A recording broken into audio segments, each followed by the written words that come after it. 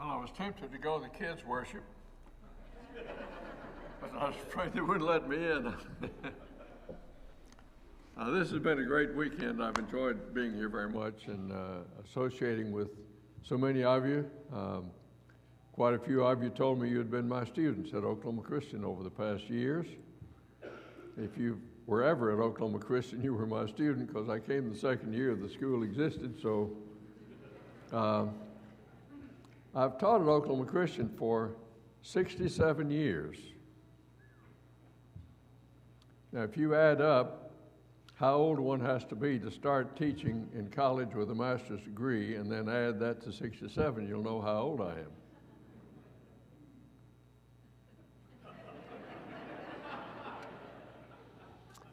Well, I started when I was 21, so it's not quite as bad as it sounds. We've had a great weekend in talking about reaching out to others, and I've been so glad to hear the stories of many of you of how you participate in that already and do wonderful things to reach out to those who are needing to hear the gospel. This is a congregation that has an interest in that. You have a group of people who are a committee that works on that to try to help you to be more evangelistic, and that's great. And so I hope this time together yesterday and today will kind of highlight that in your life a little more, move you a little more toward being active in that. If you're not doing as much as you could and should, well, I hope our studies together will encourage you to do that so that you will be wanting to do as much as you can for the Lord and bringing other people with you. You know, our goal is to go to heaven and to take as many with us as we can. And so we need to keep that highlighted in our minds. I'd like to talk to you this morning about Jesus as an evangelist. We talked yesterday about things that we can do, and today we're going to use Jesus as an example, and I'll refer to some of the things we talked about yesterday because Jesus exemplifies those for us. And so Jesus was one who opened doors with his good life. We talked yesterday about Christian living being a way to open the door for people to be brought to Christ. And so if we live like Jesus, we'll be drawing people. Let's talk about how he did that. Nicodemus said that he came to Jesus and he said, "We know that you're a teacher who's come from God because nobody can do what you do unless God is with him." How will people say about our lives? We know that nobody would live like you do unless you were followers of Jesus. Jesus in Jericho, there was a blind man by the road where Jesus was going, and the blind man called out for Jesus to heal him. And he must have known from Jesus' prior life that he could do things like that. So Jesus' good life was letting people know how he could be of help to them. Also in Jericho, there was Zacchaeus who wanted to know more about Jesus, and he climbed a tree so he could see. And Jesus saw him there and saw his interest and said, "Well, I'll go to your house and I'll teach you some more." So we ought to be exemplifying things and letting people see our lives, and maybe that'll open doors. They probably won't climb a tree, but they will open up in some ways that we'll know we can go and study with them. Jesus opened the doors, and so we must let our light shine. One of Jesus' most memorable statements is in Matthew 5:16, "Let your light so shine that men may see your good works and glorify your Father who's in heaven." And so that's a great way for us to do our lives, is to let our light shine by the way we live every day. I told the group yesterday a little story that happened to Joanne and me this last September. I'm going to tell it again because it fits in here so well. We had some airline tickets were about to expire, so we decided to use them when we flew down to Harlingen, Texas, and then went on to the beach down there at South Padre, and spent 3 or 4 days on the beach together. September is a great time to go to the beach because it's still warm and the water's warm and it's nice, and There are not many people there in September, not nearly as many as there are in August, so we were in front of a kind of a big condo place, and there were just 5 or 6 umbrellas out there. A little sidelight, we did a little fishing. We caught 40 fish just from the beach, you know. So we had a pretty good three days of catching fish. And we were sitting under the umbrella reading, and a woman came by and said, "How long have you been married?" And we said, 63 years. And she said, "Well, that's wonderful. I've just been admiring how you treat each other. You carry things for each other, you hold hands while you walk, you're nice and sharing and seem to enjoy each other's company." And I was really impressed with that. You feel the door opening, okay? So I wanted to continue that conversation a little bit, and I said, "Well, where are you from?" She said, "Gainesville, Florida." I said, "Well, I used to live in Gainesville, Florida. I preached there for the Church of Christ while I was going to the University of Florida." And I said, "Where do you go to church?" She said, "Well, we're not very happy with the church we've been going to. They're starting some things that we don't think are very biblical, and so we're kind of looking for a new church." There you go, right there. Christian living opened the door, didn't it? So I told her about the church and hoped she'd go there. I haven't been able to keep up with that, so I don't know. But Christian living leads to open doors for opportunities, just like it did for Jesus. So at work, I hope you're living the Christian life in such a way that your life will open doors for you to talk to people. At athletic events, I hope you'll conduct yourself in a way that people find that to be maybe a little remarkable, because you don't act in the way some people act at athletic events. In your neighborhood, I hope you're the one in your neighborhood that when somebody moves into your neighborhood, you're the first one there to greet them and maybe take them some cookies and help them unpack and whatever, you know.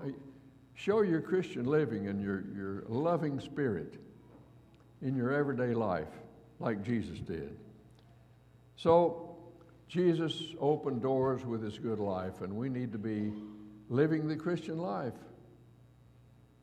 and it will draw attention. You know, today we hear so much about people who are not living the Christian life, and we get the feeling that Christian living is kind of on the downturn, and people are moving in other directions with their moral standards, and that's true. But I'll guarantee you, at work or at play or driving or in your neighborhood, people still appreciate somebody who lives the Christian life, and they'll admire you for that, and it'll allow you, like Jesus, to find opportunities. So let's follow Jesus as he opened doors for opportunity by living a good life. Now here's a second point. Jesus taught children. Jesus taught children. I love the way you had the children come up and put in their contributions. What a great teaching device that is, and what an inspiration to all the rest of us it is for them. Did you see the joy on their faces when they're giving? Boy, I love that. They're just smiling and having the best time when they give. I didn't stand in front and watch when you gave, whether you were smiling or not, but I hope you were, because we ought to give joyfully. I believe Paul told the Corinthians to be a cheerful giver. Jesus taught children. He said, "Let the little children come unto me," Matthew 19:14. The apostles were kind of keeping them away, and Jesus said, No, I want to teach the little children. And we can be sure that the little children never forgot that experience. As long as they lived, Jesus, taking them in his arms and blessing them, would stay with them for the rest of their lives. So we must give diligence and attention to children, including our teenagers. I'm glad to know that you are in the process of selecting someone to work with your teens who will be a blessing to them. That's so important. Such a vital part of what we do in the Christian life and bring up our children. But even at younger ages, We need to use Vacation Bible School to teach out so that we can reach out not only to our children but to the neighbors' children as well.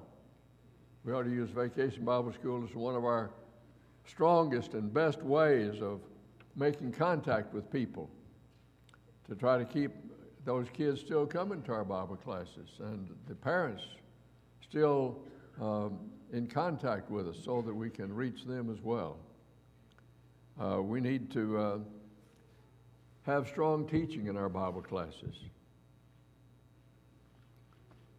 I think we lose some people because we haven't taught them sufficiently the fundamentals of the Christian faith. I think even starting with children, we need to teach them what the key elements of the Christian faith are all about. And for our teens, we certainly ought to be doing that. There are those that say that we are losing a lot of our teens, and I'm sure that's the case. And partly that's true because we haven't grounded them in the Christian faith and the principles that the Bible teaches that are fundamental and essential. We need to be teaching our children at home. Do you have a daily Bible time with your kids at home? Do you have a family devotional every day? That'd be a great thing to do. Teach them some Bible drill. I won't go through that here this morning in church, but I used to do lots of Bible drill in Vacation Bible School. Teach them to memorize some scriptures. Teach them about some of the people in the Bible. Let them know how important Bible study is to you by having something every day for your kids. You know, I want to be careful how I say this because it could be misunderstood, and I don't want to do that. But some parents believe that all they have to do to make their children to be faithful for the rest of their life is just take them to church. And as important as it is for them to be at church and involved in youth activities and all that goes with that, that does not replace the teaching they need to get at home. They need to be taught at home. And parents need to have a systematic way of teaching their children at home, not just kind of fly by night, but here's some things we want, here's some verses we'd like our kids to memorize by the time they're 12 years old. Let's get to work on them. We want to teach our kids at home and let them to see that our home is the foundation of their Christian faith. So the church can help with that and has wonderful ways to complement what's done at home, but the key message is to parents to bring up their children in the nurture and admonition of the Lord. So involve the youth in the work. I saw some younger people helping to do the communion this morning. That's wonderful. Involve the young people in work days and in all kinds of things you do here at church. Get them started early. Very, very essential and very important. So Jesus taught the children, and we need to be emphasizing what we can do with our younger people. Now here's the third one. Jesus served people. Jesus served people. He fed 5,000 when they were hungry. He made the blind to see. He healed those with leprosy. He raised Lazarus. Here's a picture somebody took with their camera.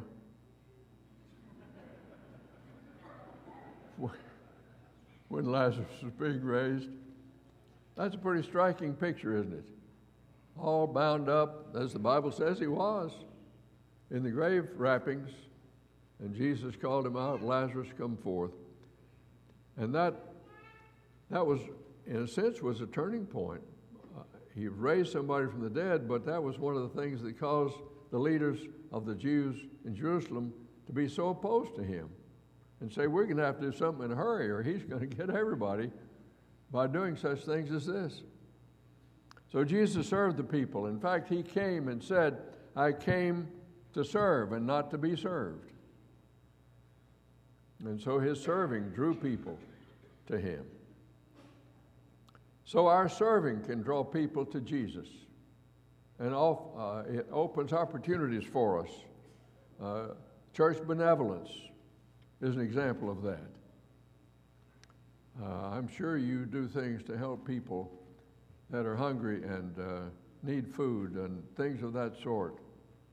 And that can open doors, can be an opportunity for you to pursue that and to go even further, to share with them the bread of life as well as the bread that they eat to take care of their hunger. Disaster relief. We have a guy at our church who is in charge of our disaster relief program, and his own home was destroyed by a tornado. And boy, he is a go-getter. He knows what it means, how people need to be helped when there's a disaster. He's been through it. And the church was good to him and helped him, and he wants to share that with other people. And I believe you have something like that here too, and that's a way to share with people, to help them, and to let them know where you're from, and how you can help them further with with spiritual things after you've helped them with the physical things. Service to our neighbors. You need to get to know your neighbors. Do you know the people that live on the street where you live? Have you gotten acquainted with them? If a new neighbor moves in, are you the first one there to get acquainted with them and to help them out? I see some new homes going in this area, not far from here. Oh, what great opportunities that is. When people are moving, they're more open to changing churches. So, when those people are moving in, this church ought to be there to welcome them. We have, at our church, we have a guy who makes up a welcome basket. It's got fruit and other stuff in it, and along with it is an invitation to church. And so when neighbors move in close by, members are supposed to pick up one and take it to the neighbor and welcome them and let them know that we have a church that welcomes them too. So we can serve our neighbors in various ways and let that service to them show our Christian living and be the ones that they will look to when they need help. Service to fellow employees. You know, we ought to get acquainted with those we work around and let them know that we're available for help. Sometimes they lose a loved one and need somebody to talk to. Sometimes they're troubled by what's going on at the place where you work.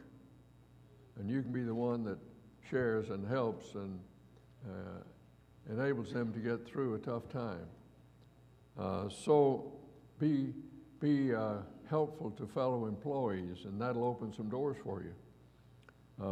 If you're in school, how do you treat your fellow students? Are you the one there to help? Are you the one who is sharing with them and knowing when they have a problem and inviting them to your youth group and things like that? That's a great thing for our young people to do. I once heard the story of a fourth grader who invited his friend to church. And I'm a fourth grader now, and the friend never did come, but he invited his fourth grade friend to church. 40 years later, that friend got very ill. And when he got well, he said, I think it's time I got religious. I'm going to go where my fourth grade friend invited me to go. I heard about a teenager in a fairly small church in a small town who got the idea we ought to send a get well card to everybody who's in our local hospital. Wasn't a big hospital. And so with the help of the church, she got cards and she'd have church members sign them, and then she'd take them and give them out to people in the hospital just to get well card. Doesn't seem like much, does it? One of those in the hospital one day was an 80-year-old man who was not going to church. And he had a heart attack and knew that he had nearly lost his life, and he said, I believe it's time I started going to church. I believe I'm going to go where the people brought me the card. And he did, and he was baptized. You know, we just need to be looking for those opportunities of service. So Jesus served people. Then Jesus taught the message people needed to know. He taught the message people needed to know. He was right on target with his message. At the beginning of his ministry, he taught people that the kingdom of heaven was near. They needed to hear about the kingdom of heaven. They'd been hearing about a kingdom coming for years. And now, Jesus says, the kingdom of heaven is near. He taught that the kingdom of heaven is like, with all of his parables, the kingdom of heaven is like a man going forth to sow. Kingdom of heaven is like a man found a treasure in a field. Jesus taught about the kingdom through his parables. They needed to know that. Jesus taught them that some wouldn't die before the kingdom came. In Mark 9:1, he says, some of you standing here will not taste death until you see the kingdom come with power. After the resurrection, Jesus taught his apostles about the kingdom. He had been raised from the dead, and so he spent 40 days teaching them about the kingdom of God. That was the message they needed to hear. To Nicodemus, he taught, you must be born again. To Martha, he taught, I am the resurrection and the life. To the lawyer, he taught the story of the Good Samaritan, about the man who fell among thieves, and the Samaritan stopped to help him. And that was exactly what that person needed to hear. So we must teach people what they need to hear.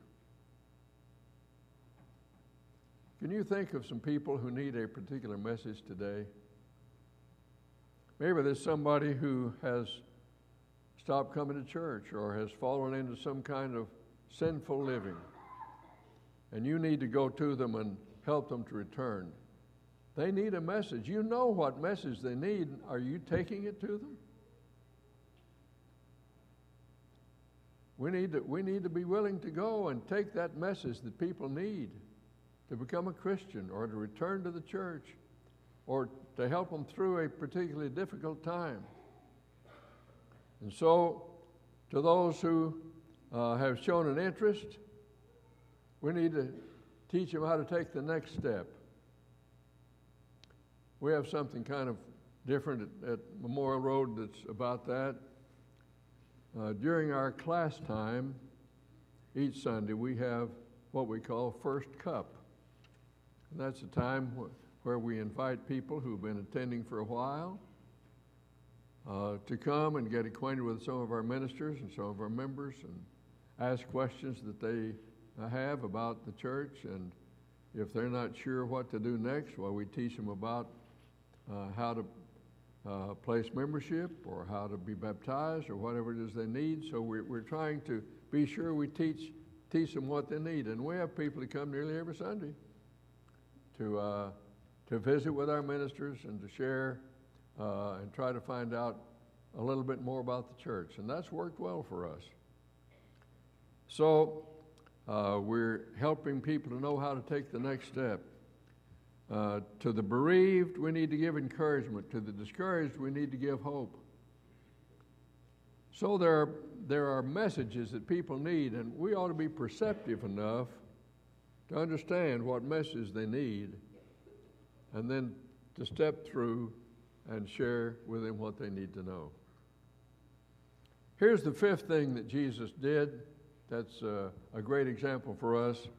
He sacrificed himself to send the message. You know how much it cost Jesus to bring us the message? Think about that. What if Jesus had said in heaven, "Oh, I don't believe I'll go down there. Somebody might not like me." What if Jesus had said, "Well, yeah, I might get hurt if I go down and live like a man"? What if Jesus had been afraid to come? Aren't you glad he wasn't? Now, we need to follow Jesus' example. When he was beaten, he taught how to handle pain for the greater good. When he was dying on the cross, he forgave those who were killing him. He was willing to sacrifice for the message. Just think of what Jesus went through, the pain he suffered. You know, something that's kind of struck me about Jesus when he was in the garden is this. He was praying to the Father to take this cup away from him. Why was that so hard for him to face? Well, he was going to go through some terrible times, pain and suffering and insults. But one of the things that made that so hard was Jesus had the power to stop that at any moment. You remember he told Peter, "I could ask for angels, 5,000 angels, 10,000 angels would come and help me right now." There are others who have suffered pain like Jesus did, but nobody ever suffered it who could have stopped it in a moment. That made it even harder for Jesus to go through. And Jesus didn't use that power. He suffered terribly on the cross, and he did that so that he could offer us forgiveness. So we should be willing to give sacrificially of our means to spread the word. We need to give with joy like these children did. We need to be willing to give a lot to bring people to Jesus. We should be willing to take a risk to share our faith with someone. You know, in this country, we don't suffer much risk if we say to somebody, "Could I visit with you about Jesus?" David Wilson was sharing with me the other day, yesterday, what an expression he uses that I really like. He says, "I say to people, do you have a church home?" That's pretty good. Do you have a church home? That's not offensive, is it? I mean, who's going to be offended if you say, "Do you have a church home?" And often somebody says, "No, I don't, but I should." And look what door that opens.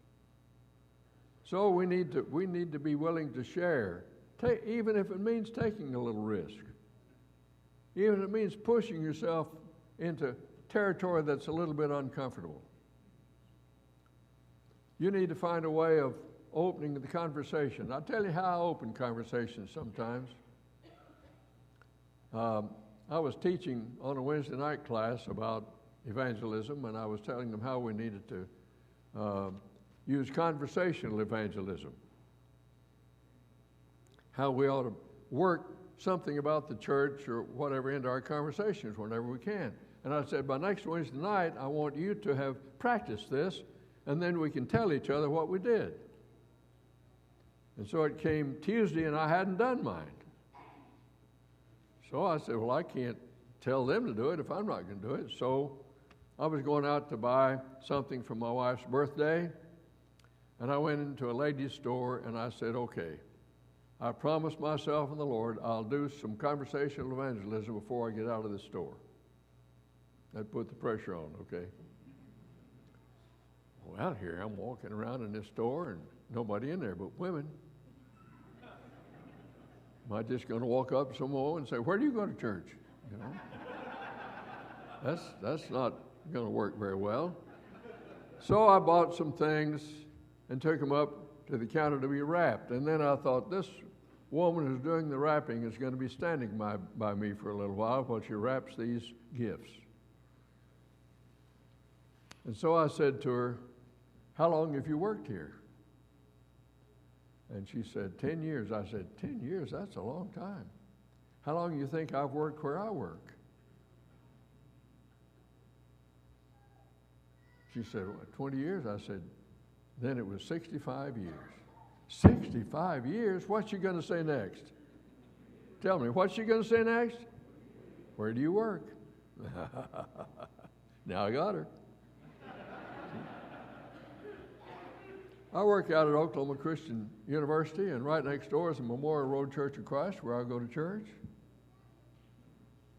Have you ever driven by there? Yes, she had. She said, in fact, I've come one time. And we started a conversation about the church. Now, I don't know what all happened eventually out of that. But I know that there are ways. If we'll just look for them and find the way, we can start conversations. And what are we doing when we start those conversations? Tell me, what am I doing?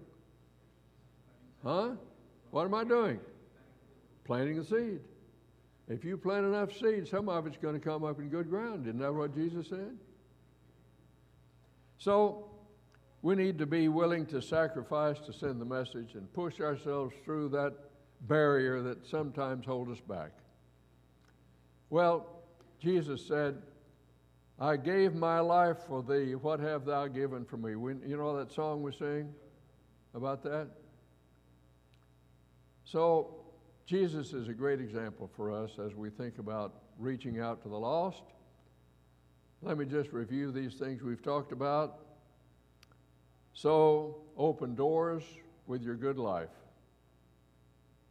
Open doors with your good life. Teach our children and youth. Be sure we get them involved and hold on to our young people. Serve others. Teach the message people need. Sacrifice to send the message.